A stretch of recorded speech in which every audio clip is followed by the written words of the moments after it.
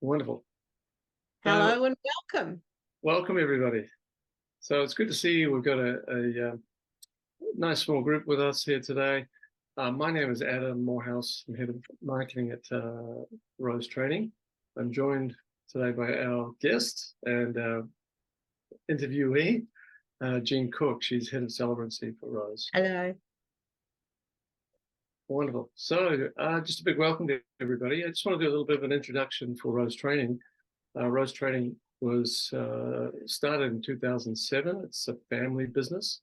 It was founded by the Rose family. It's headquartered in Brisbane, and we're the leading provider of marriage celebrancy in Australia. And that's by the number of people that do our course and then go on to be registered with the Attorney General Department. Why do people sign up at Rose Training? Well, we have a tremendous amount of support for our students. We're fully dedicated to marriage celebrancy. Our students can do the course in a format like this, a Head Start workshop, which runs Monday to Friday. We also do Saturday, 5 Saturdays, or we also do an evening class for our students as well. Another great thing that we do for our students is that we have a Wednesday night drop-in. So any questions that any of our students have, they can come along, and Jean or Mark, one of our other trainers, is there to answer any questions that students may have. Right, so, and the other thing that we do is we do a monthly webinar. Jean and I do a monthly webinar that we address sort of important topics in the industry, important relevant topics for marriage celebrants. For example, you may have seen some of the emails that have been going out about the upcoming Unity Ceremony webinar that we'll be doing in a couple of weeks. Right. So I'm sort of going to be the host, the interviewer, and I'm going to interview Jean. So hello, Jean. Hello, Adam. Hello, everyone.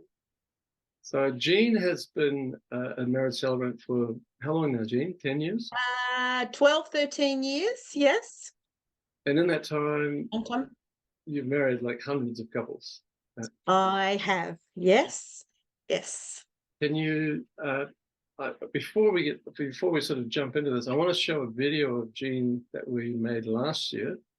And the video is, it actually was shot on the Gold Coast. It looks like it's in Tasmania. It just happened to be one of those days. So I'm going to share my screen so you can have a look at that. You may or may not have seen it. But, the hills of Mullumbimby, as a matter of fact.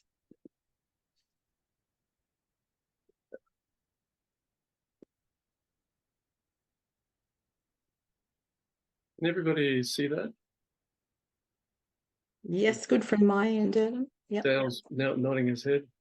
Thanks, Dale. And I'll get wonderful place to be on any given day, and that's a wedding ceremony. In the next few moments, I will be the narrator, the director, the choreographer, whose role it is to paint the love story of a beautiful couple who are about to become partners in life. You guessed it, I'm a marriage celebrant. I declare, without bias at all, the most amazing, heart-filling, soul-soothing job you could ever hope to have. Being a celebrant opens a path to share joy, to share love, to laugh with families as they share their memories, shed tears of joy with couples who take the walk of their lives down the aisle. You have to love life to do this job. You have to love love. You need to connect with your couple, a source of inspiration limited only by your imagination. Your working day will take you to places you could only imagine. Picture a heritage winery with a sweeping driveway leading up to a colonnaded veranda, capturing the views of vast fields of vineyards in the distance. A beach of golden sands with sparkling blue ocean as your backdrop. A mountaintop surrounded by an enveloping, romantic shroud of mist. A white timber chapel filled with beautiful pink roses. This will be some of your work environments and so many more. Everything here today has been homegrown, handmade, hand built by all of the family and done with so much love. It's inspiring, it's an honour to be a part of it, it's truly incredible. How can you not want to be a part of all of this?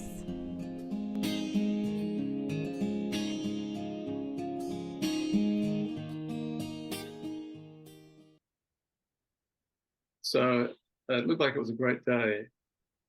Gives me goosebumps. It's so beautiful. Every wedding is so beautiful. Every wedding is so different. So it just sort of brings to the forefront different emotions. That one was pretty special. Freezing cold, muddy, rainy, windy, but very special. Yeah, I think it's like a really apt video because it doesn't show like the perfect day. No. As you were saying, it was the weather was horrendous. Yeah. I did Those love dogs the were shot with running around. the dogs Yeah. ran around. That's great. Yeah. And And quite we the all sort know, of, yeah, when those dogs are running around and they start shaking themselves past you, white wedding dresses, pink flower girl dresses, and they're shaking the mud off, it's not a happy moment. So yeah, got to be on our toes all the time. yeah, I love that shot with the dogs. Yeah. What you didn't see was the car that brought the bride down to the wedding ceremony get bogged in the mud, and then they had to get her out of the car, lift her over across the mud, and then put her onto the grass so that she could walk in relatively freely. What you didn't see were my gumboots that I'm sure you might have heard me talk about before, but I was in gumboots for that shot, just to keep my shoes clean for the ceremony. And I think that's the wonderful part about this video and what you do, Jean, is that you've got a lot of experience in dealing with situations like this. Yeah. And it's something that you that sort of knowledge and experience that you pass on to your students. Yeah. Yes. Yes. The knowledge of don't forget your gumboots. Yeah. Definitely don't forget your gumboots, and a whole lot of other things that you'll hear me talk about in some of the courses and some of the webinars that Adam and I do. So, Jean, tell us about how you got started. Well, I am a crazy gardener. So I had in my previous home a 5-acre garden that was, I might say, so beautiful that people would knock on the door or leave notes in the mailbox to ask if they could get married in certain parts of our garden. And one day, the previous owners of Rose Training, they came to my house, they were friends, who looked at my garden and said, "Oh my goodness, Jean, you should be a celebrant." Never considered it, never been a public speaker before, never thought that I would be the person standing front and center with a microphone and organizing, the unfolding of a wedding ceremony. But the seed was planted, I did the course, and voila. I just haven't looked back from the moment I signed up and said, yeah, I'm going to do this course. It's just been amazing. Wonderful. And what was it? What was your first wedding like? My first wedding was super wonderful. It was one of my best friends. So it was sort of like a gift for doing the course and becoming a celebrant was we would like you to be our celebrant and marry us first up. So she appears, or they appear, in my marriage register as the first couple that I married way back when. The ceremony itself was just amazing. Went off with a hitch. Without a hitch, I mean, not with a hitch. Without a hitch. Without a hitch. It was beautiful. Yeah. And so you haven't looked back? Not a day. Yeah. Who doesn't want to get dressed up every Saturday and Sunday and, be surrounded by so much emotion, so much love, family, reconnecting friends, all at a wedding ceremony. Everyone's full of joy. Why wouldn't you want to do that? Yeah, and you've been doing this almost every weekend. I have, yes. With some holidays here and there. Yes. As September is notoriously Correct. the busiest wedding month of the year. Yeah. How are you going this month? How many weddings have you? Yeah, well, I think I was just saying to you before, I will end up having done 14 weddings for the month of September, which is pretty full on. There are only 4 weeks in September, but there's a number sequence. September is always popular, March is popular, April and October are popular traditional months, but bookings for next year already, 2024. If you work out the number sequences that go with 2024, the bookings are starting to come in for the 2nd to the 4th, 2024, for the 4th to the 2nd, 2024. This year, the number 23 has been quite a significant number. So the 23rd, I guarantee the statistics at the end of this year will show the 23rd of September will have had the most amount of weddings registered on that day. Let's wait and see. Yeah, so September are your traditionally the bigger months. Bring it on. September's nearly finished. There's only 1 week of it left, but October's looking equally as busy as September.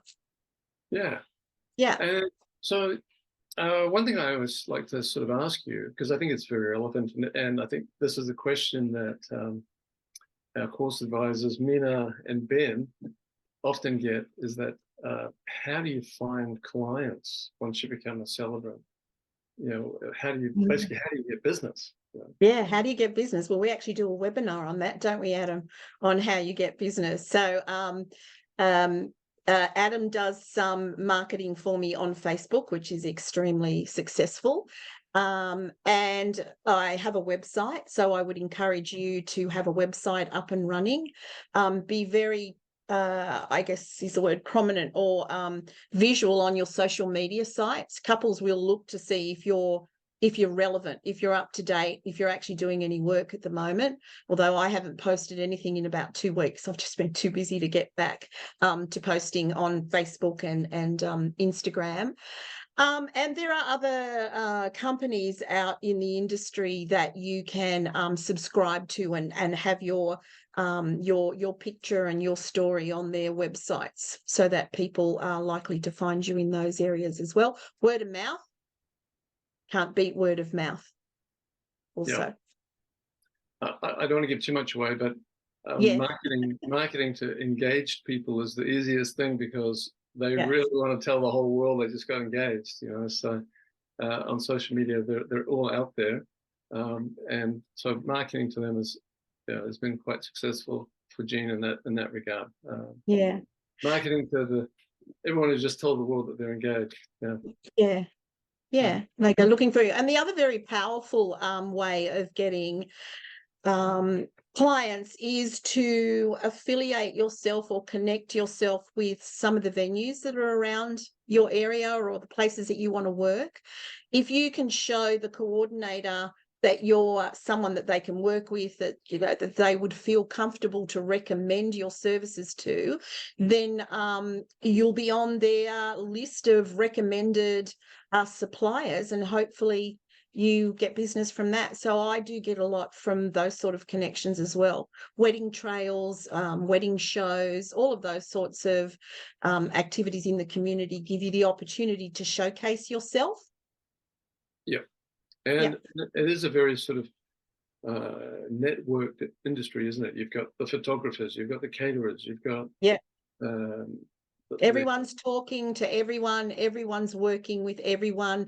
Every couple will ask you, can you recommend a photographer? Can you recommend a DJ? Can you recommend, you know, anyone within the industry? They're the questions they're going to ask the venues. The venue is the first place they'll go to book their wedding day and date. Then they're going to ask all of those questions as well. So, you know, being connected is always a very good idea. Yeah. Now, Jane, do couples come to you directly, or is it like you're saying, do they usually go through other? Understanding the age of the couples that we're mostly marrying at the moment. And I mean, that doesn't mean that we're only marrying young couples, but we're marrying those from 24 to 35, let's say, mostly. So they have a very different style of communication. Mostly they're not going to pick up a telephone and ring you and say, hi, we're looking for a marriage celebrant. Mostly they're going to be looking for you in your social sites, your website. They're either going to email you, or generally they're going to send you a message through Facebook or Instagram. Older couples, they're the ones that will phone you because they don't want to text, they don't want to message, they actually want to have a conversation on the telephone. So, you know, depending on where you're advertising, you know, which way it's going, that's going to depend on what sort of connections you get. And, you know, Adam, what I've found is working very well at the moment is Google Maps, having your business registered on Google Maps. That one has become more popular with older couples that you know, they're not going to go on to Google and go onto websites, but they will go onto the map in their area, and they'll look for the local celebrants or local suppliers in their area.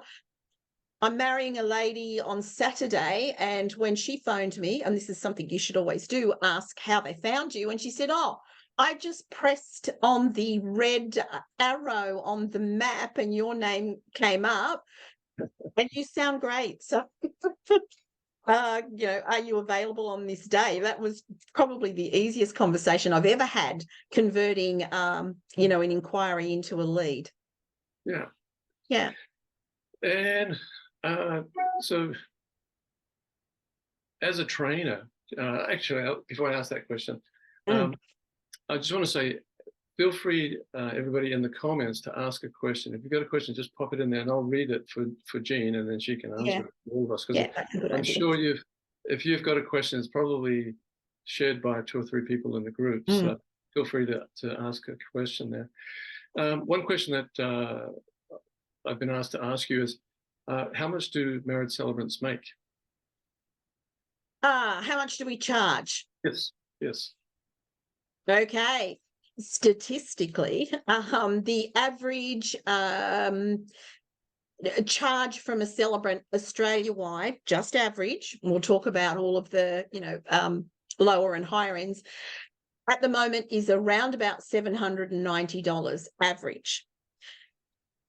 But that being said, there are celebrants in certain pockets of the country that can charge a whole lot more than $790, and those that will charge a whole lot less.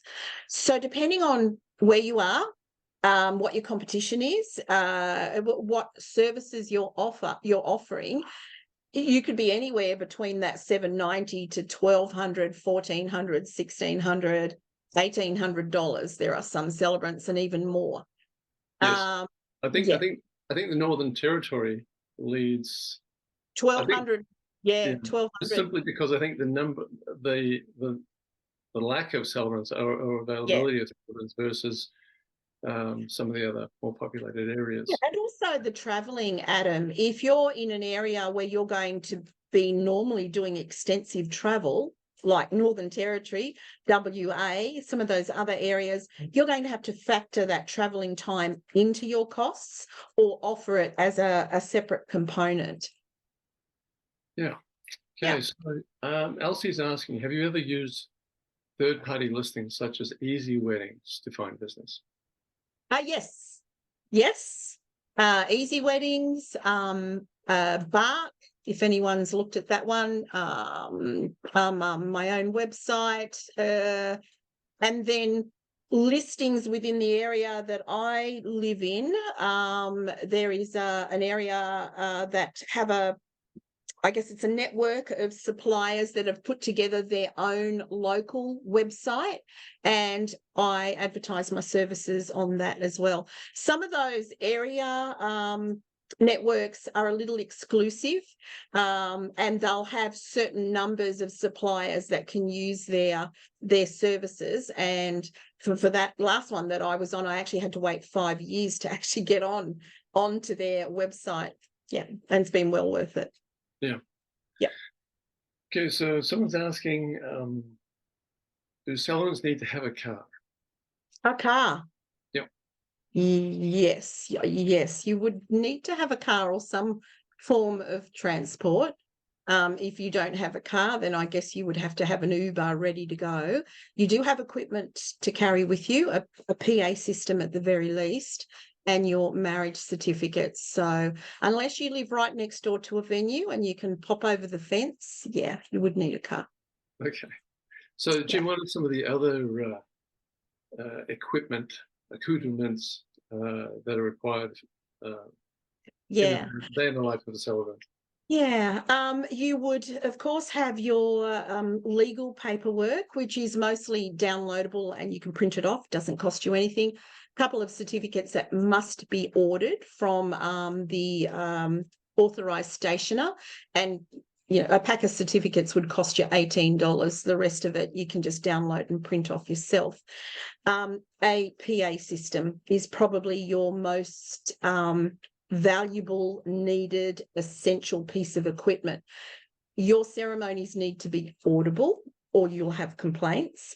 And if anyone has ever been to a wedding ceremony or any other ceremony where you can't hear what's happening, it's not good and it doesn't look professional. So your PA system with a good microphone that goes with that. Gumboots, nice pair of shoes, heel stoppers, and a good dress or suit. And then I think you're covered pretty much. Right. Shirley's asking, were you ever nervous public speaking? She said she's a bit worried about being nervous speaking on the day. Yeah. I'm nervous before any ceremony and every ceremony. But in the course, we talk about how to work with those nerves and how to turn them into positive energy and how to make them actually drive you through your ceremony. So it's not unusual to be nervous. If you were not nervous, I would be concerned that you were complacent, that you weren't prepared for what you're about to. It's a momentous occasion that you're about to direct and marry this couple. So nerves, yes, it's just learning how to direct them and use them to your advantage that we talk about in the course. Yeah, and I get what you're saying, that you'd be a bit worried if somebody wasn't nervous, because it is such a big event. Yeah, and, I think that's why we like live things, because it's like it could fail epically. No, I'm not. I'm just but because there's that energy there. Yeah. I was in the chapel in a vineyard, coincidentally, on Saturday afternoon, marrying a couple, and the bride had some sort of mishap outside the chapel, and the doors to the chapel opened twice. They were after a bobby pin. Now, I have bobby pins in my survival kit, but the photographer managed to pull a bobby pin out of her pocket, walk back outside. But anyway, nerves. We're standing there all ready for this ceremony to start, and there are 150 people in the chapel, and they were deadly silent. You would have heard a pin drop. You would have heard that bobby pin drop had the photographer dropped it. And I had this moment where I thought, well, they're all so quiet. Do I say something, or do I just stay really quiet? It was quite a moment where I thought, oh, this is a little nerve-wracking. There's always someone that will speak or noise that you can hear, but it was deadly silent, and it must have gone for about 5 minutes until the ceremony actually started. And when I got the cue for the music, it was like, oh, thank goodness, we can actually get started. Yeah. So and now Angela's asked a question about the number of celebrants. She's saying there are a lot of celebrants out there. Is the market saturated in, say, New South Wales? Is there room for more celebrants? There is. A lot of people will become celebrants for different reasons. So why are you becoming a celebrant, or why are you thinking about it? There are large numbers out there, but a lot of people become a celebrant to marry one family member. A lot of people will only want to do 1 or 2 ceremonies. Some people do none but stay registered. We don't have the statistics of how many people are actually doing what. So if you're going into this to earn a living, or, be doing a ceremony every week for 52 weeks of the year, you can do it. You just have to market yourself in a way. So what is it that you want to do? Lots of ceremonies. You market yourself. They say statistically that 20% of the celebrants are doing 80% of the business because they're the ones promoting themselves. So if you want to do lots of work. You can absolutely do it without any problems. There, last year, I think we had 126,000 marriages that were registered. It might have been the year before. They're anticipating that this year will bring 170,000 ceremonies that are registered for the year of 2023. They're anticipating a greater number for 2024. So there's definitely plenty out there to share. Yeah, it does depend. There are sort of varying estimates depending on who you listen to, but Yes, yeah. So don't quote me on those exact numbers. Yeah. And this month, it's, I think, estimated to top 18,000 weddings. So we've been very busy, and so have all the other celebrants. And I know Jeremy, our trainer down in Sydney, he often, I've heard him talk to his students and say there's plenty of work out there, plenty of work out there. Yeah. And he's been a celebrant for 29 years. So yeah. All right. So we've got another question here.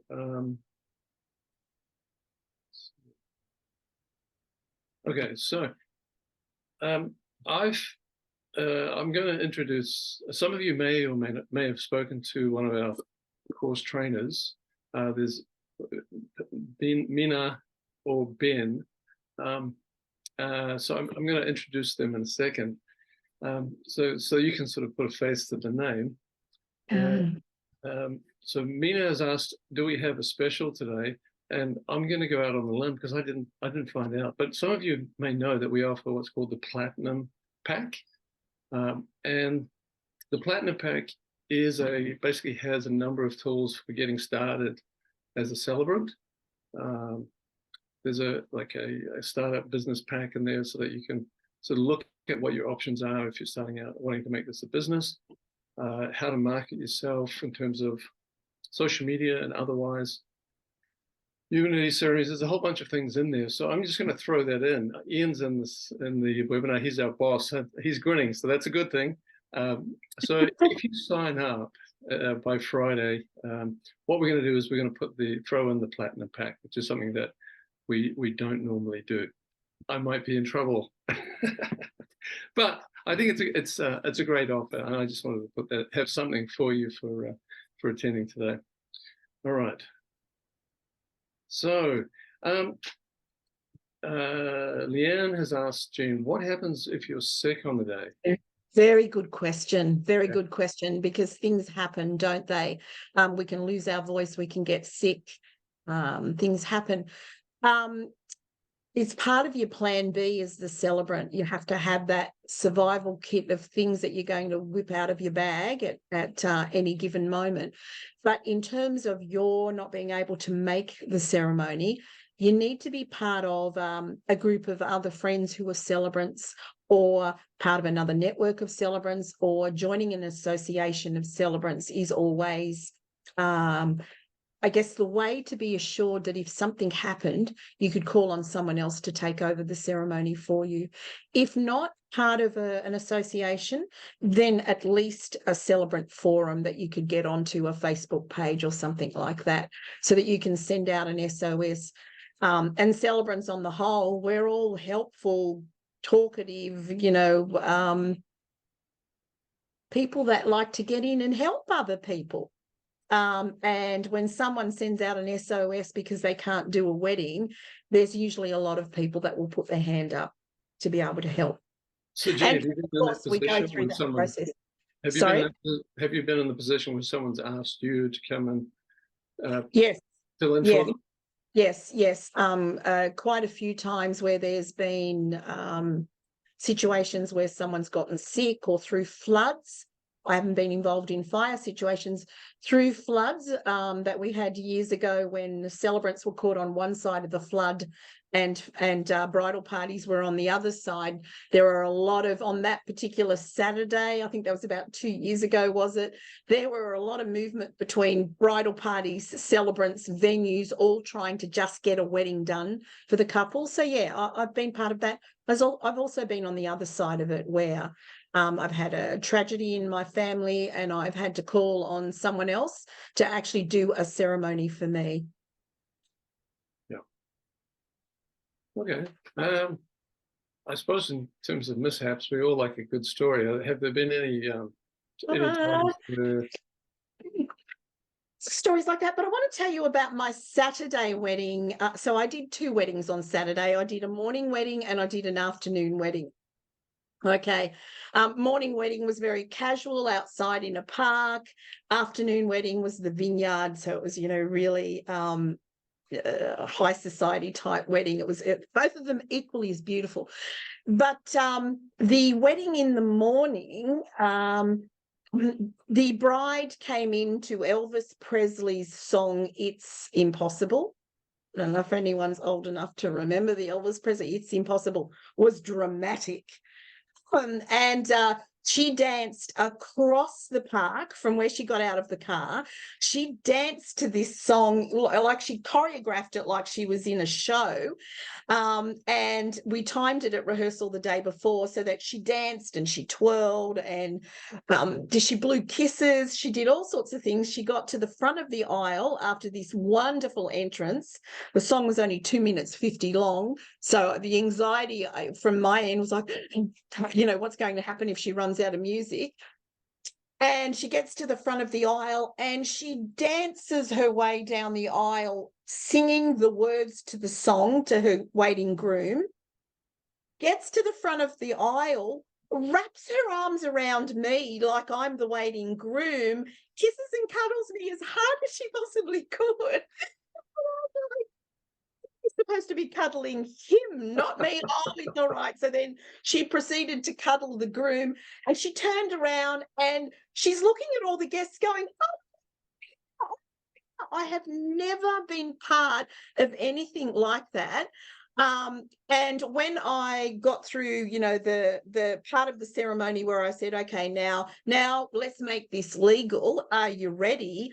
I won't even repeat the words that she said because it's probably not appropriate for mixed company, but her reply was full of colourful words that made, I think my jaw must have dropped because I didn't quite know where to go with that. And everyone else just laughed. It was amazing. It was amazing. The buzz was like, oh, this is so cool. And this is what the couple will do for us as celebrants. You might be a little more reserved. You might be someone who's funny. You might be someone who's romantic. But the flow, the essence of the ceremony is created by the couple. And that's the joy that you get. You never know what you're going to get on a Saturday afternoon in a wedding. So I'm still buzzing with it. I can't believe the theatrics that we went through for that wedding. It was just amazing.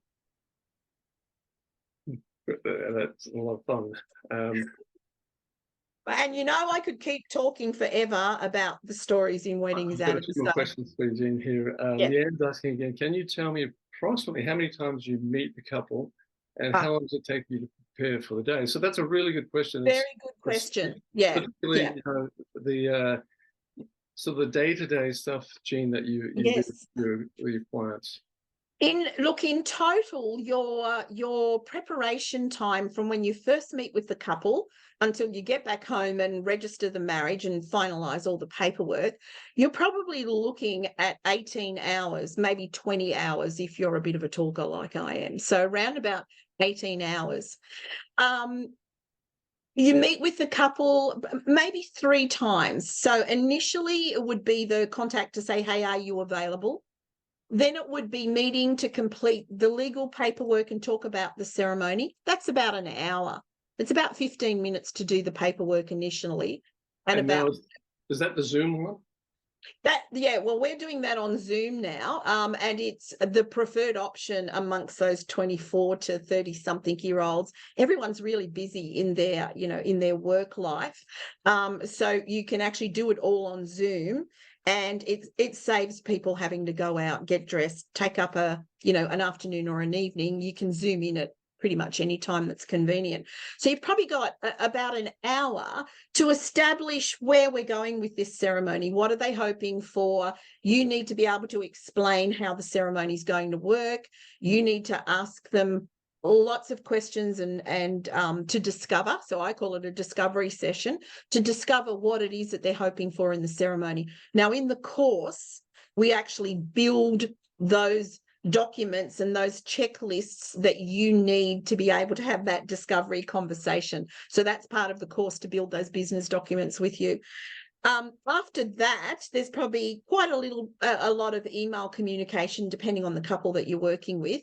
You will have a rehearsal a day or two before the ceremony. And then, of course, you will be there for the ceremony. Now, what I've started doing recently, Adam, so my contact's always been first communication, discovery session for about an hour, rehearsal that usually goes for about an hour, and then the day of ceremony, and then all the communication and work in between. But I've actually started about 3 or 4 weeks before the ceremony. Once everything's all set and ready to go, I've been getting my couples back on Zoom so that we can go through everything and polish it. All right, okay, this is how the ceremony is looking. What details about you have changed? Have you got any other ideas that you want to hit me with now instead of the day before the ceremony? And then we do the rehearsal. What I've found of late is that's actually allowed couples who do change their mind quite often in that journey from when you first meet them to be able to discuss and let you know of all the things that they're doing, so that you're more prepared for their day and you don't end up with surprises on the morning when somebody says, we added 5 more bridal party members to the group, or we want to do something that we didn't tell you about.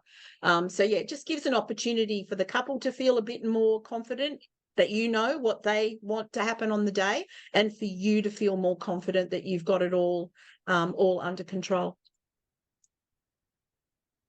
Yeah, and Angela, we have another question about, first of all, do you need insurance? Okay, insurance is not mandatory, but in some states like Queensland at the moment, some of the venues are asking for certificates of currency for public liability and personal indemnity insurance. Now, the 3 insurances that you should be looking at, again, not mandatory, are your public liability, personal indemnity, and copyright insurance.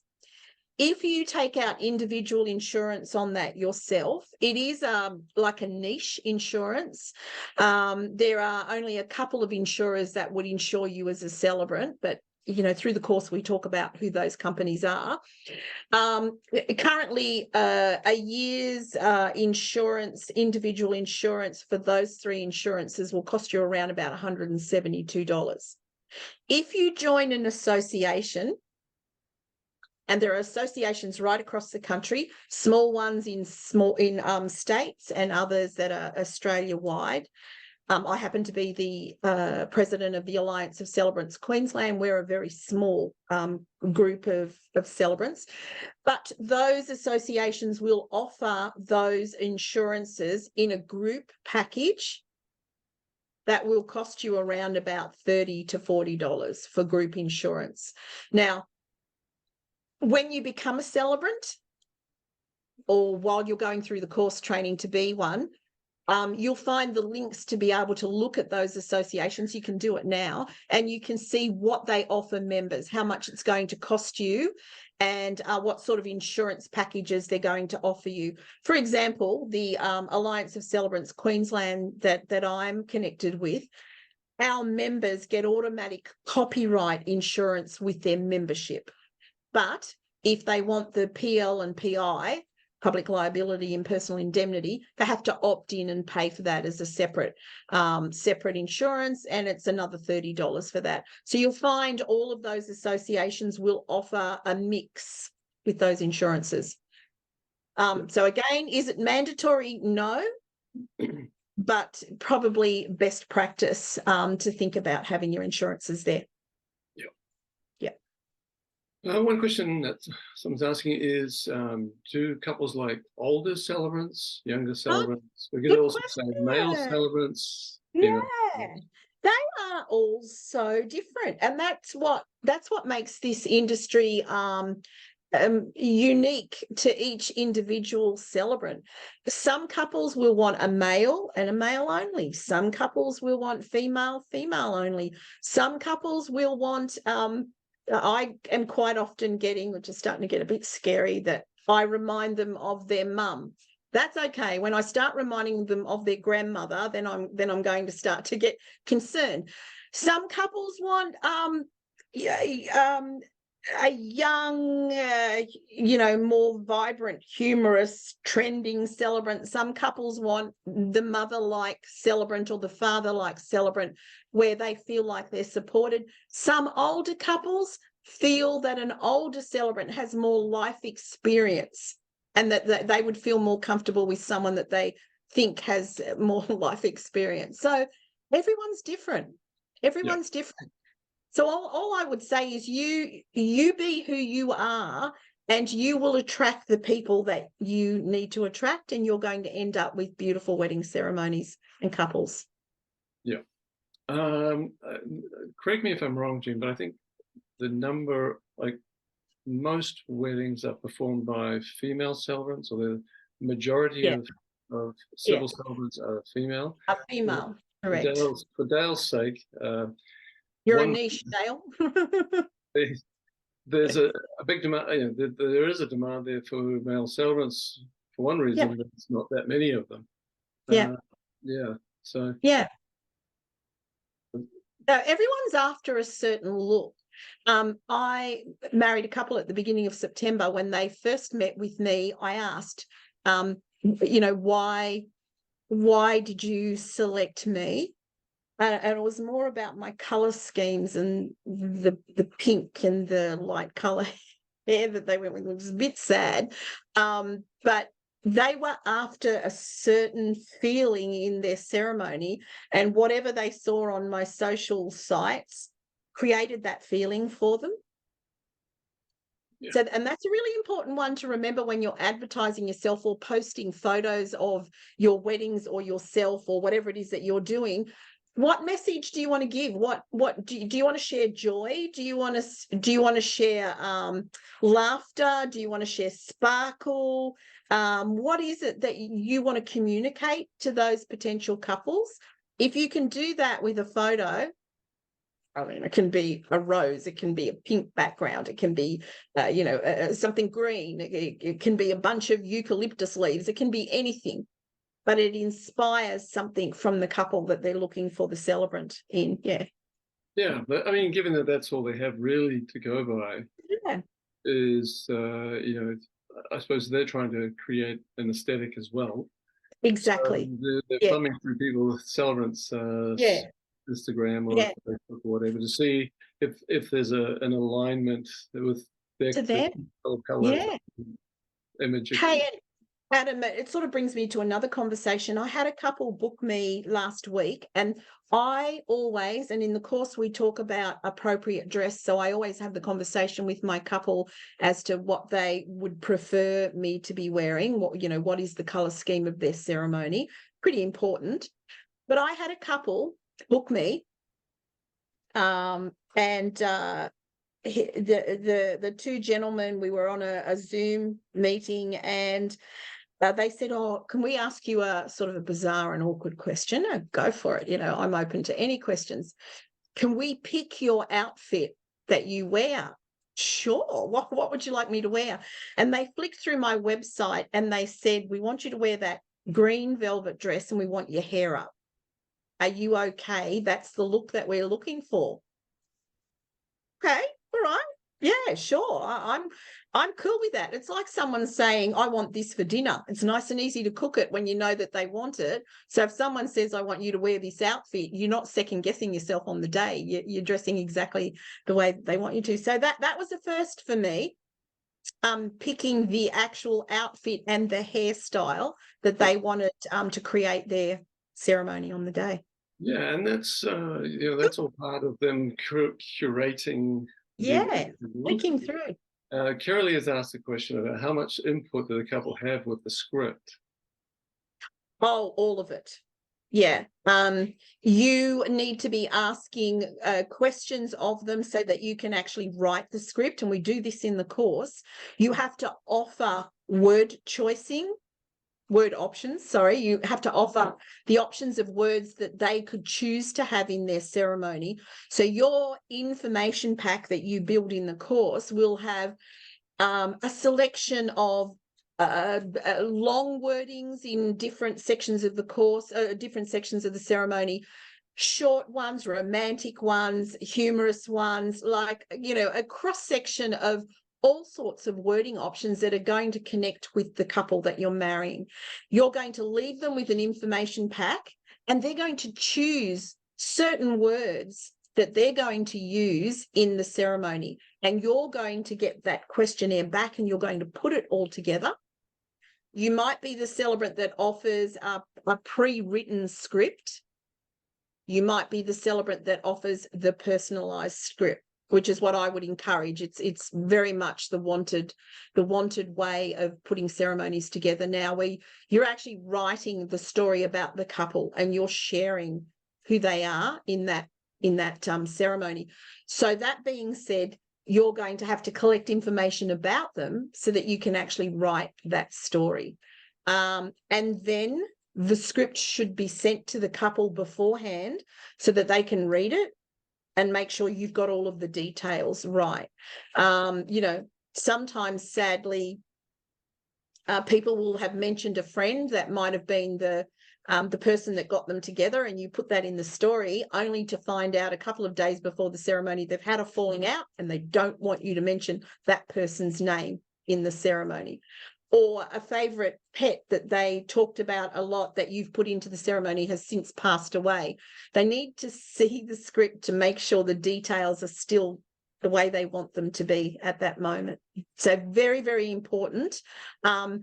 You ask the information, you put it together, you send it to them for a look, you know, like a starting draft, and then you make all the changes that they require you to make. Touch wood, I haven't had to change too much other than those very examples that I just used then. Yeah. Okay. Yeah. Angela's asked, now this is a good question, because we often get this question. She says, I imagine you need to build up quite a wardrobe of really appropriate clothes. Can these costs be claimed back via tax? No, unfortunately, they can't. I am so sorry. I remember the day when I did this course 100 years ago when that question was asked, and the absolute deflation that I felt when I found out that I couldn't actually claim my Anthea Crawford outfits through tax. There is a tax ruling specifically set down for celebrants, and we do talk about that through the course. And that tax ruling clearly states that those clothes that we would wear to a wedding, the hairdo that we have done, the shoes that we wear, are all part of what we would use in natural, you know, everyday life events. So it doesn't separate us out as a celebrant, even though we need to have that sort of wardrobe. It is not taxed deductible. If you were, I mean, without getting into the nitty-gritty of it, if you were to embroider something on a outfit and wear that constantly and could prove to your accountant that it was part of a required uniform, then you probably have somewhere to go with that. But who wants to embroider their Anthea Crawford dress or this Sasha Drake dress? You certainly don't want to do that. Shoes, if you wear steel-capped boots, you can claim those on your tax deduction because they are seen as safety boots, but nothing else, unfortunately. You can't get Jimmy Choo steel-capped high heels? Like that. Maybe there's somebody out there that's a bit of an entrepreneur that would like to bring that into the industry. Okay, quickly, I just want to introduce Mina and Ben. If you can sort of look around on the gallery there, you'll see Mina. Mina and Ben are our course advisors. Often if I have a question about marriage celebrancy and I can't get a hold of Jean or one of the trainers, I'll go to Mina or Ben, because they have they're answering the randomest questions all the time. So Jean, Mina, I'm going to turn the time over to you. If you just sort of unmute and maybe introduce yourself. Hi there. Hi everybody. My name is Mina. You may have or may not have spoken with me. So I'm a course advisor here at Rose Training. So I'm here to help guide you through the course introduction and the process of becoming a celebrant, enrolling into the course, So if you want to have a further chat with me or my colleague Ben after the webinar, put a message on the chat if you'd like to have a call, and we can discuss with you in terms of, you know, enrollment or any questions you have about getting started. Send a message on the chat and we'll give you a call. Thanks, Mina. And Ben, if you want to unmute yourself. Good afternoon, Adam. Hi, everybody. Hello, Ben. I'm here for the same purpose as what Minna was saying. I'll shoot you a message in the Dropbox there so that you've got my contact details. Some of you have already got plans to reach out to in any case. But yeah, Minna and I are here. We pick the brains of Jean, Adam, and everybody else within the industry to hopefully provide you with the answers that support your decision to either become a celebrant or, you know, study funeral celebrancy or whatever your direction is. So yeah, we're just here to support you as you direct yourself towards what it is that you're dreaming of becoming, or as you're starting to look at the business that you're looking to set up. So happy to help, happy to have a chat, and yeah, lead and guide and direct in any way we can. But fantastic to meet you, and yeah, enjoy the rest of the webinar. It's fantastic. We've been listening in, so we're always listening and learning. Thanks, Ben.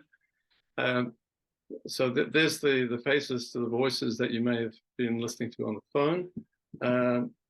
Just to let you know, Ben and Mina, I went out on the limb and I've offered everybody on the webinar a free platinum pack as part of their course if they sign up before Friday, basically the end of the month. And that is a genuine offer. So just so that when they give you a call, you know what they're talking about. It's my fault. Anyway, we're coming towards the end, and I just want to see if there's any other questions that I haven't read out. Yeah, I think that's it. Unless anybody's got another question for Jean. Right. So I've got lots of answers. So is that Jean? I said I've got lots of answers to any questions, lots of stories. Now's your chance. Oh, we've got one, have we? The price of the course. Should we have, Nina, do you want to answer that question? What's the price of the course? Yeah, sure thing. So we have different pricing options. We have 2 delivery options there. You have the option to choose to do the course 100% online, which is the lower cost of $16.85, or you could get started with a 5-day Zoom workshop, and you may have heard about the benefits of joining a workshop. So that starting with the workshop is $2,185, and as Adam mentioned, we have the option for the students to add up Platinum Business Pack with the course enrollment for extra $200. But we Okay. Some audio problems there. Nina, you're breaking up a bit. So, but yeah, so that's for. Oh, did you hear me though? Yeah. So it's $16.85 for the online only option, or $21.85 for the 5-day with the 5-day Head Start workshop. And then I think Mina was saying that you can add the Platinum Business Pack to either option for another $200, or you get it for free if you sign up this week. Right. Now, that's another good question. How long does it take? Shall I answer that, or you, Mina? Maybe Go I. ahead, Jean. Yeah. So the course is 12 months online or face-to-face.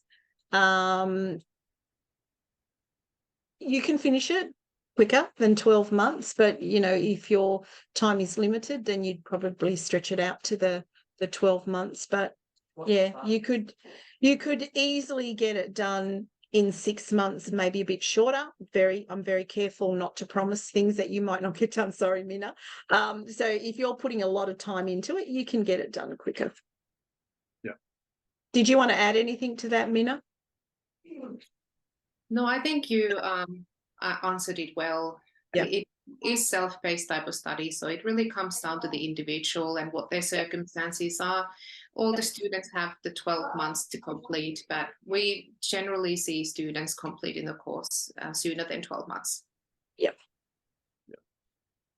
I think we did something on the average recently, and it was like just I think 7 months was the overall average. Average, yeah. And the ones that do the 5-day head start, it was actually a quicker finish. They just seem to be better oriented coming out of the 5-day in class. Yeah. Well, having one of us trainers, celebrants, to actually explain a whole lot of the, you know, the information that you're going through and sharing our stories, really, it makes it real. Like you can really, I guess, connect with the activities along with the trainer explaining everything there for you. Yeah. Right. Well, we're coming to the top of the hour, and I'm just want to be respectful of people's time. I know some of you are probably maybe taking a lunch break to attend. We really appreciate you joining us today for the webinar. Feel free to get in touch with Ben and Mina to ask about any further questions about the course or the Platinum Pack offer. So again, thanks for joining. Thank you, Jean, for sharing with us your experience and your knowledge. Thanks, Adam. Thanks, everyone. I have lots of stories to share, so perhaps I'll see some of you in the classes moving forward. Right. Have a good day, everybody. Thanks for coming.